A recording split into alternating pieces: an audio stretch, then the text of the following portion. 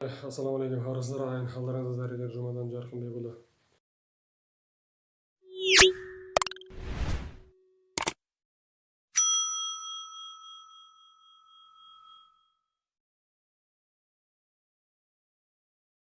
Ұлттар ұйымы жаңа коронавирустық індетін екінші дүниежүзілік соғыстан кейінгі ең үлкен дағдарыс деп атады.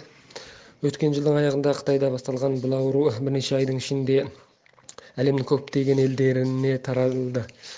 Бұл дағдарыста халықаралық саясат вирустың көзі туралы таласып, әлеуметтік медиада түрлі қастық теориялары пайда болды.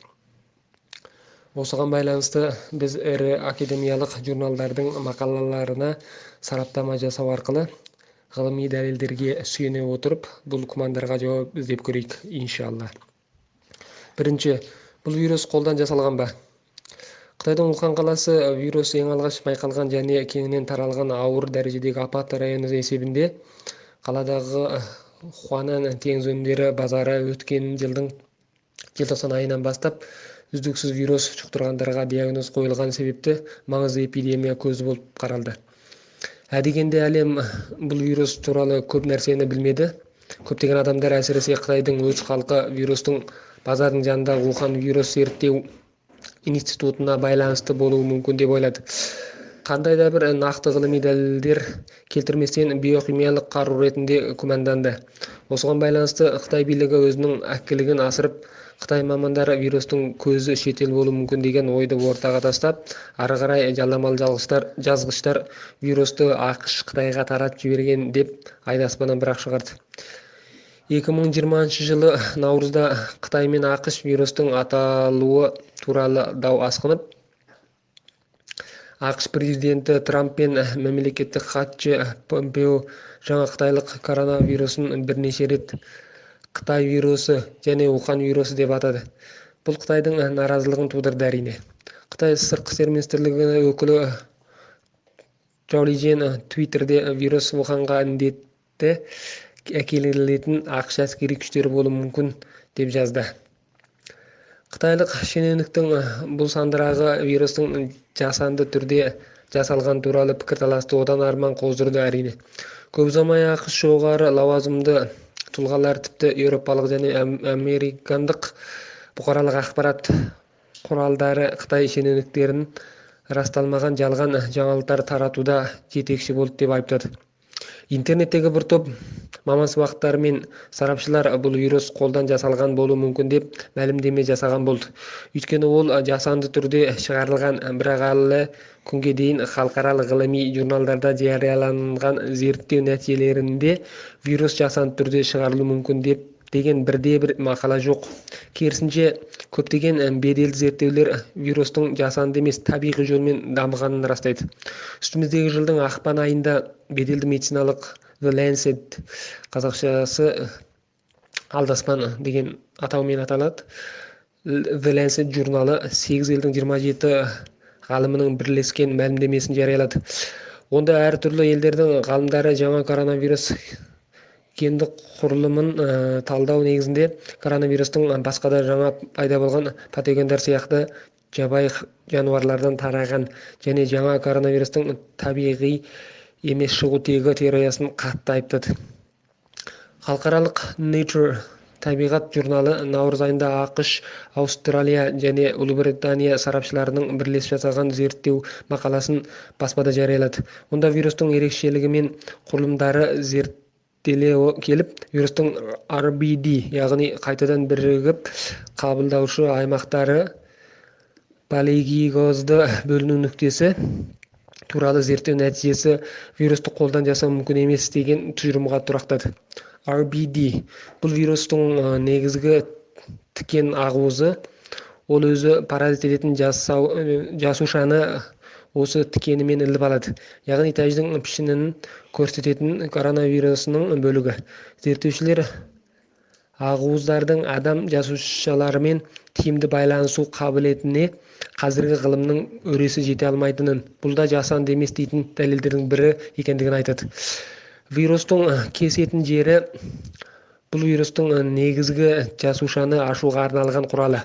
Егер ол қолдан жасалған болса, вирустың молекулалық тірегіш құрылымы ретінде ауру тудыруу мүмкүн башка да колданыстагы вирустарды колдануу керек edi. Бирок зерттөөчүлөр бул вирустун курулуму казыркы бар вирустардан мүлдем башкача экенин аныктады. Вируста жасанды синтездин издери мүлдем байкалмайды. Кристиан Андерсен, АКШ Скриппен ғылыми зерттеу институтунун иммунология және микробиология кафедрасынын ассистент профессору, осы эки тармакты бириктирип айтканда вирустун табигый эволюциядан пайда болгонун бекитүүгө болатынын, бирок онун табигый эволюциялык жолун билүү үчүн зерттөөгө көп убакыт кететинин айтты. Бул зерттөө нәтижесин көптөгөн европалык және американдык галымдар вирус колдон жасалды деген кастык теориясынын нүктесин коятын баяндама деп сипатталды. Экинчи, вирус кай жаныбардан жукты дегенге байланыштуу өткөнкү бир лекциямызда айтып кеткендей, көбүнесе жарганат пен тау-тесер сыяктуу жабайы хайванаттардын денесиндеги вирус пен осы коронавирустун генинин орналашуу тартиби 96% уксаш чыккан. Бул зерттөө нәтижеси Nature'да жарыяланган эди.